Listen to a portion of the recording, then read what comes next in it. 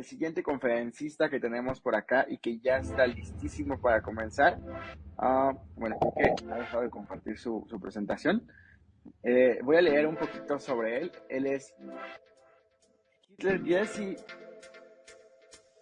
Samosuku, espero haberlo dicho bien, perdón esa pausa.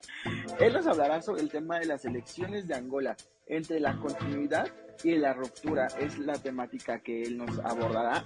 Pero Hitler es un consultor político especializado en comunicación y marketing electoral, en movimientos sociales y de derechos humanos.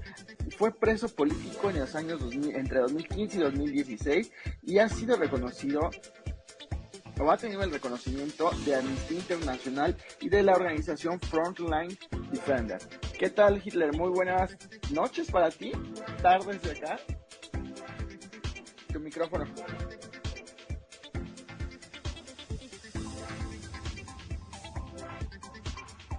Buenas, ¿nos escuchas ahí?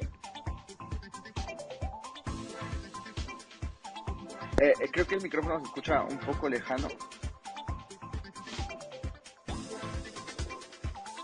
No te alcanzo a escuchar.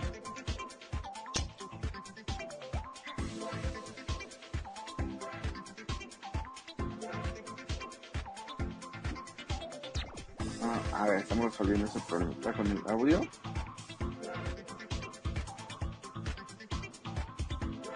Si tienes dos micrófonos en configuración, dice audio y ya ahí le seleccionas cuál micrófono es el que vas a activar.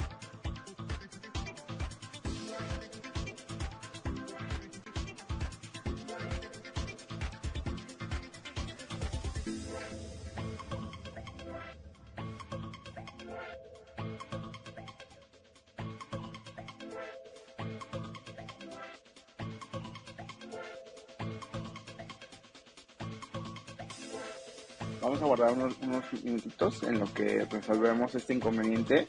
Esto es completamente en vivo, entonces son lo que llega a ocurrir. Justo creo que es ese micrófono, pero te escuchamos un poco lejano. Ahí te escucho algo, pero está un poco lejano. Ahí, ¿me escuchas ahí? En ese micrófono está... Sí, pero ¿te puedes acercar un poquito más? Ahí estamos.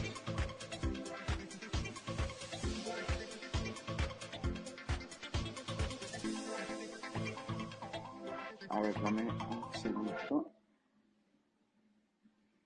A ver, ¿me escuchas? Consegue ouvir agora? Ahí te escuchamos mejor. Consegue ouvir, né? Ok. Eu gostaria de partilhar o slide. Ok, acá ya está listo. Olá, boa noite a todos. Em Angola é 6 horas, boa noite. Boa noite. No México é boa tarde. Espero que estejam a ouvir, a acompanhar a partir da condução, a saudação será de acordo com a hora do dia. Eu pretendo falar aqui sobre as eleições de Angola, entre a continuidade e a ruptura. A minha apresentação farei totalmente em português, mas nos sites eu escrevi em espanhol. Ok. Sin problemas, Hitler. Bienvenido a esta Semana Iberoamericana y adelante, es todo tuyo este espacio. Ok, muito obrigado. Sinto-me de participar nesta Semana Ibero-Americana de Comunicação e Estratégia e Marketing Político. É uma honra e tenho a intenção de partilhar questões ligadas às eleições de Angola e o meu tema é entre a continuidade e a ruptura. Angola realizou as suas eleições no dia 24 de agosto de 2022 e até agora os resultados continuam a ser discutidos em sede de tribunal. Mas antes de falar sobre Angola, eu gostaria de partilhar aqui alguns elementos que eu acho muito importante antes de qualquer análise que se pode fazer sobre Angola. Primeiro é que nós temos um regime político autoritário, ausência de separação de poderes, controle da imprensa e também temos aqui desrespeito pelas liberdades ou direitos fundamentais. Do ponto de vista da economia, nós temos uma economia de mercado, mas que conta com uma forte participação do Estado, ou seja, o governo é o seu maior acionista. Do ponto de vista da cidadania, nós temos vários índices de perseguição, represálias, e também há uma série de... Ou seja, cria-se uma atmosfera de medo que faz com que as pessoas não participam ativamente na vida pública. Do ponto de vista demográfico, nós temos mais de 30 milhões de habitantes. Só para termos uma noçãozinha, é que dos 30 milhões de habitantes dos mais de 30 milhões de habitantes que nós temos em Angola, apenas temos 14 milhões de eleitores. Desses 14 milhões de eleitores, 4 milhões são mortos, mas fazem parte da base de dados eleitoral. E nas eleições participaram menos de 3 milhões de eleitores. Nós temos mais de 30 milhões de habitantes e nas eleições participaram menos de 3 milhões de eleitores. As eleições de 2022 são um marco muito importante na história política, social e econômica de Angola. E duas questões ficaram colocadas assim bem patentes. A primeira tem que ver com a questão da continuidade do regime. Nós temos um regime que está no poder, ou seja, um governo que está no poder desde 1975. E esperava-se com essas eleições que houvesse alternância. Mas, infelizmente, as eleições ainda não são conclusivas e o sonho de muita gente ligado à questão da alternância está a ser defraudado. Eu aqui apresento um quadro panorâmico sobre os processos eleitorais. As primeiras eleições aconteceram em 1992, as segundas eleições foram em 2008, a terceira foi em 2012, a quarta eleição decorreu em 2017. E todas essas eleições aqui, cada uma tem a sua importância do ponto de vista político, algumas representam a questão da transição, outras foram importantes na transição do capitalismo para o mundo. Eu tenho aqui uma espécie de boletim de voto, aqui que foi o sorteio, e representa aqui os 8 partidos que concorreram nas eleições de 2022. Dentre esses partidos nós temos o MPLA, o último no boletim, que é o partido que governa Angola desde 1975, e a UNITA, que é o partido que faz oposição ao MPLA desde da fase da luta de independência. A UNITA era um partido muito ligado à questão de rebeldia, guerrilha, e o MPLA é o partido que conseguiu ficar no governo. Os outros partidos todos que aparecem aqui, excetuando a FENELA, que existe desde 1961, mas surge antes com outra designação, quase todos esses partidos emergiram na década de 90. O mais antigo aqui, entre esses que surgiram na década de 90, é o PRS, que surgiu em 1991. Todo esse resto aqui surgiu no milênio de 2000. Este partido PHA criou-se em menos de 6 meses e concorreu nas eleições. Os 2 primeiros foram criados por dissidentes da UNITA. Como podem ver, não é por acaso, por exemplo, que aparecem na mesma posição no boletim de voto. Apesar de ter 8 concorrentes, as eleições são determinadas por estas 2 figuras, ou seja, um que representa a continuidade do regime, neste caso o MPLA, e o outro que representa a ruptura ou a alternância. Neste caso, Adalberto Costa Júnior, em nome do partido UNITA, mas criou uma frente patriótica designada, ou seja, que junta 2 partidos políticos e um projeto político e mais alguns elementos da sociedade civil. Então, as eleições foram disputadas entre essas 2 pessoas. Foram um processo eleitoral extremamente polarizado.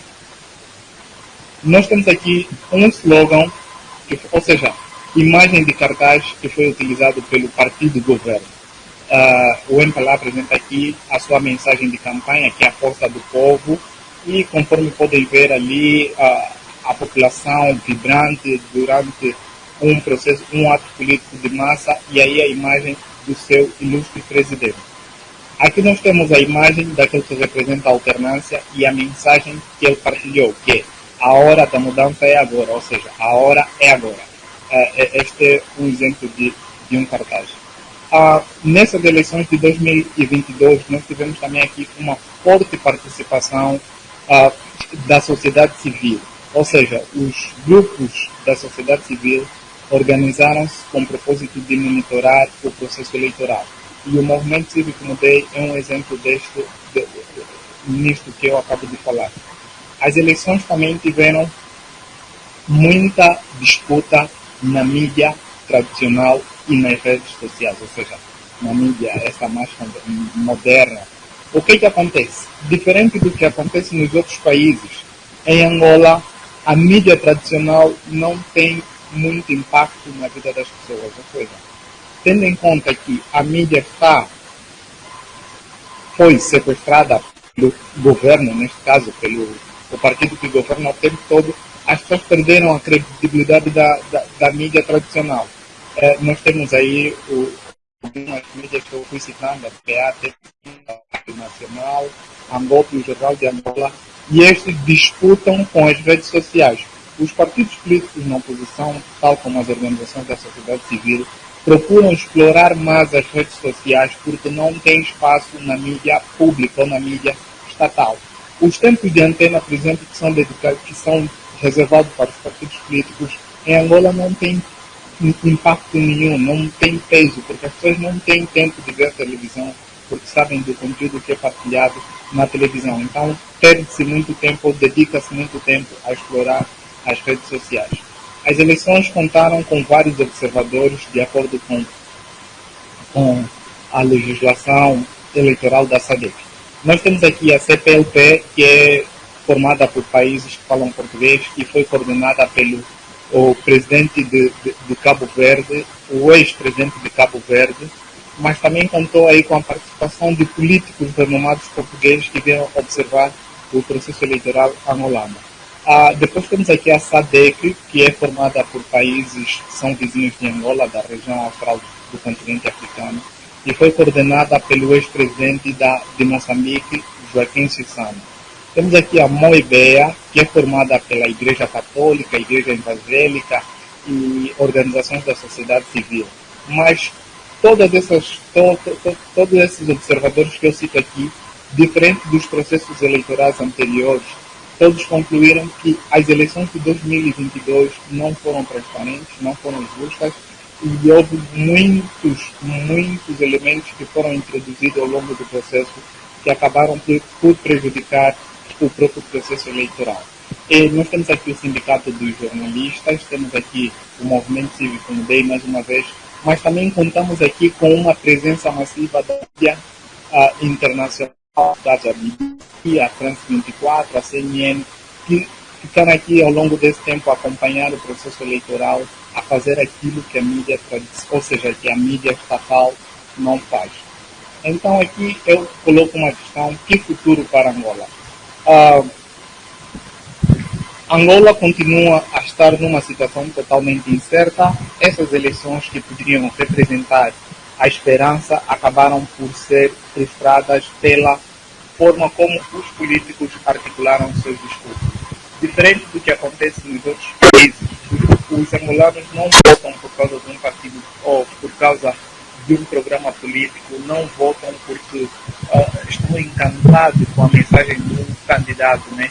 O que acontece em Angola é totalmente diferente. Nós temos um partido que governa desde 1975 e já experimentou tudo. Inicialmente foi um partido da esquerda, depois mudou para um partido do centro e agora atua como sendo um partido da extrema-direita e experimentou tudo que tinha para experimentar. E não tem sido fácil, por exemplo, tentar articular e ficar mais tempo no poder, ou seja, encontrar formas de ficar no poder a não ser pautar pelo autoritarismo, pela banalização do próprio Estado em si, e procurar também formas de cada vez mais as gerações que vão cuidar do poder.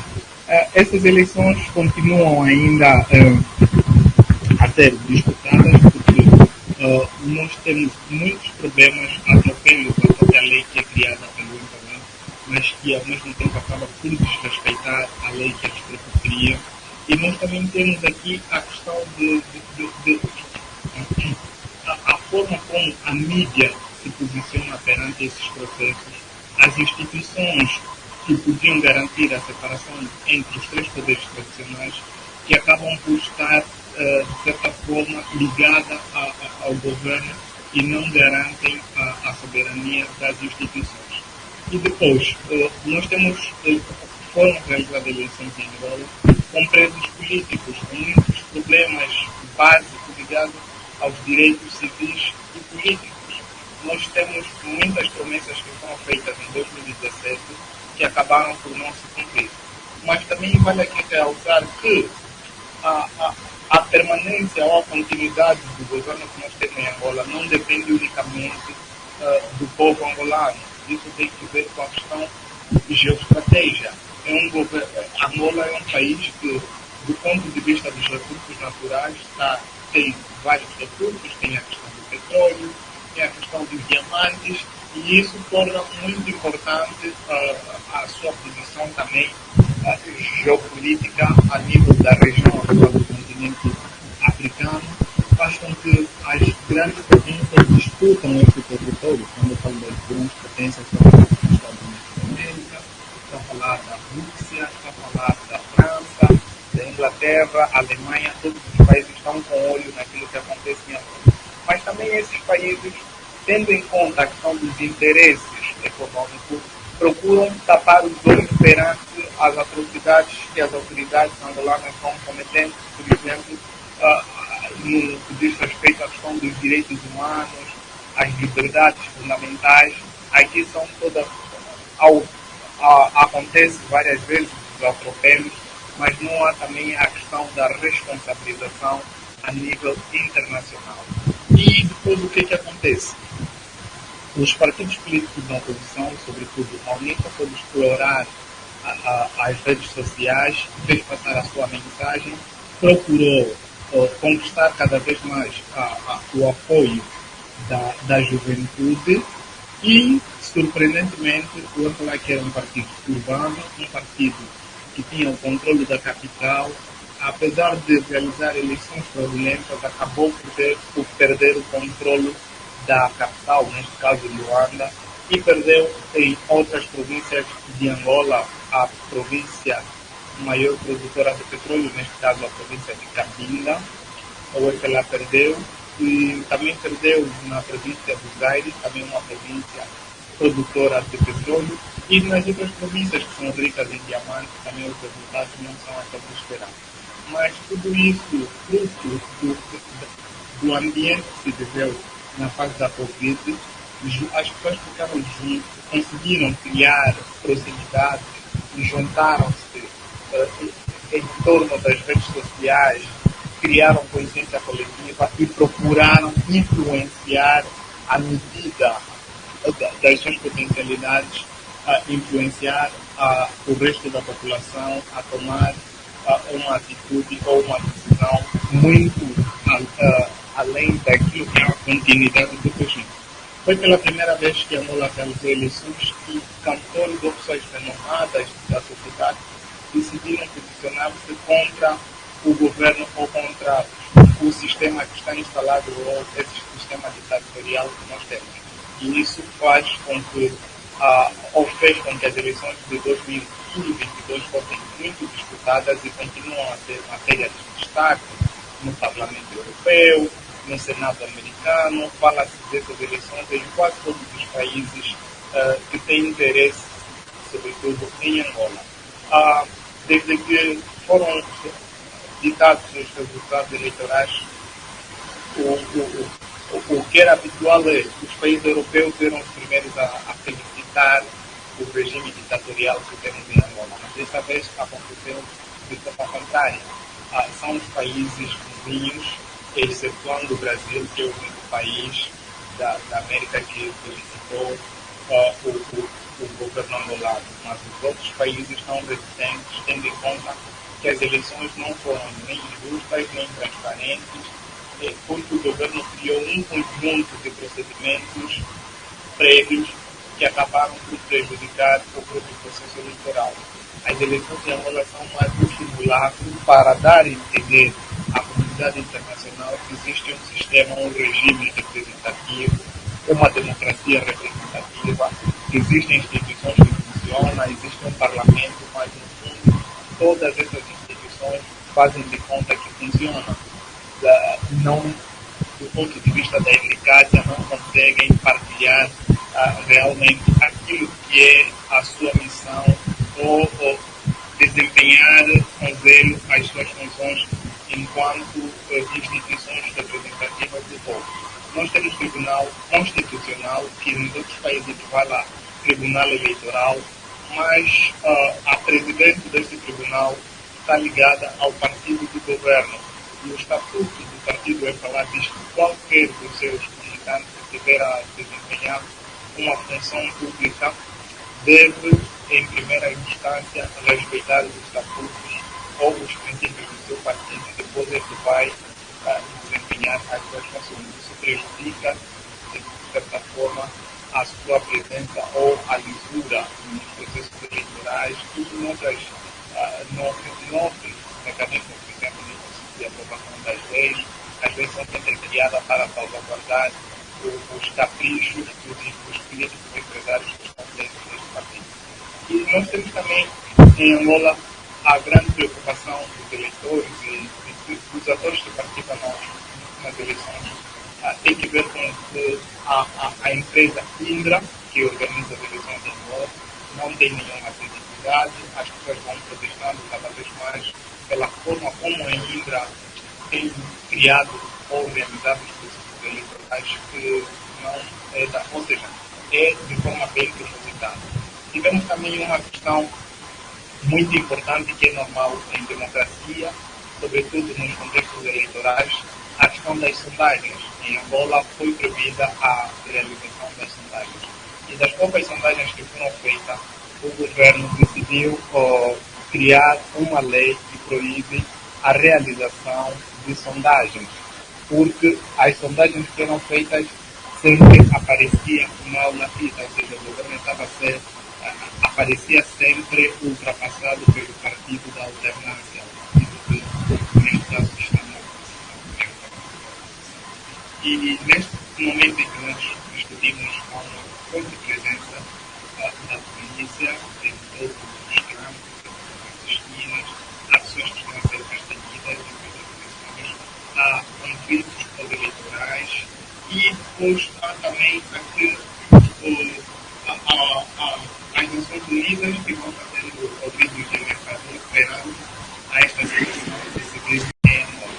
Eu já sei que Perdón, Hitler, ¿podrías pegarte un poquito más al micrófono?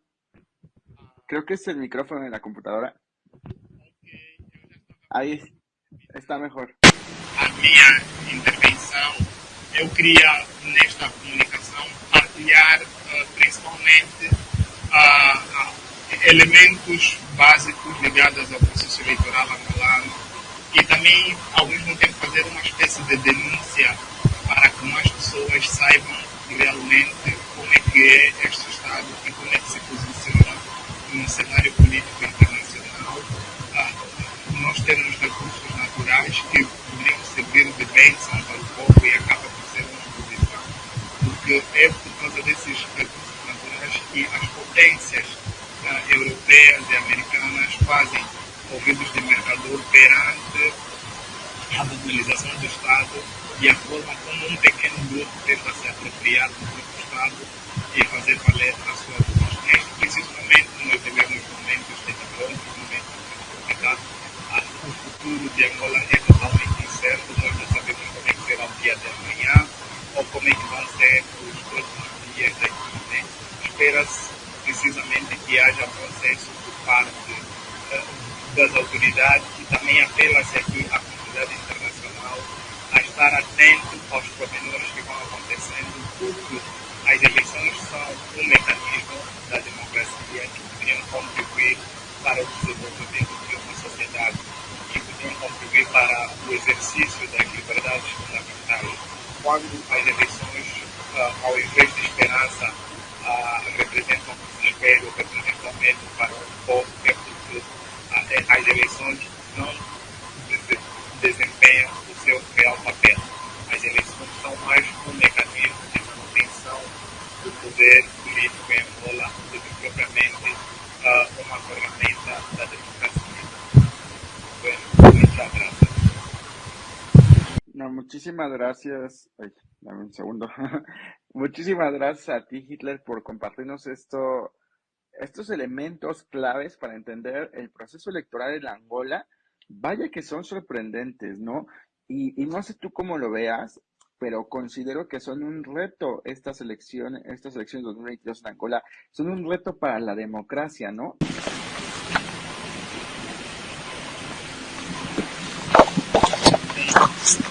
Podes partilhar o slide. As eleições são um dueto mesmo para a democracia. Nós temos dois principais candidatos. Neste lado direito, neste lado aparece o João Lourenço, que é o presidente do MPLA. O MPLA é um partido semelhante ao PRI. O PRI fez 71 anos consecutivos no México. O MPLA está a fazer 48 anos no poder. Nunca foi substituído em um partido desde que Angola se tornou independente. O outro partido representa aqui a segunda alternância da democracia e foi feita uma fusão ou uma junção, uma frente patriótica semelhante ao que aconteceu no Chile, semelhante ao que aconteceu na Colômbia, a junção de atores políticos e atores cívicos resultou de uma frente patriótica que foi conduzida pela. E os resultados não satisfazem a vontade popular, porque há muita contestação. Eu talvez poderia partilhar aqui um vídeo ilustrativo de como é que acontece isso aqui, de como é que é feita a festa de quem venceu as eleições. Aquelas pessoas que vencem as eleições, ao invés de comemorar, eles não conseguem comemorar, porque foi pela primeira vez que sentiu-se aqui o sabor da derrota, ou seja, a pessoa vence as eleições, mas não consegue, de certa forma, manifestar-se ao público, porque o povo não acredita nas instituições e que as eleições foram fraudulentas. Nós temos aqui um vídeo.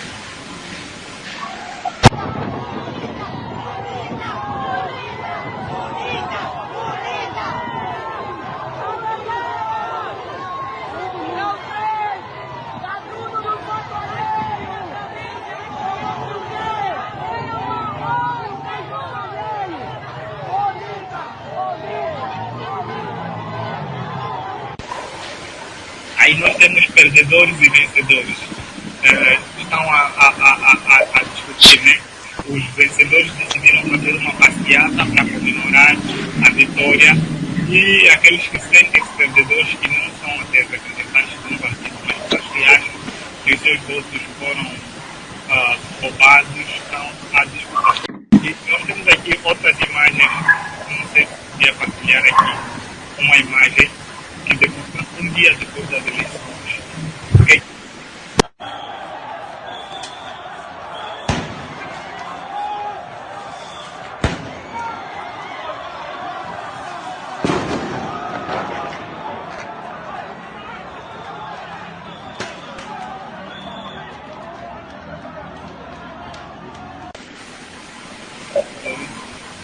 E poderia partilhar aqui o último vídeo.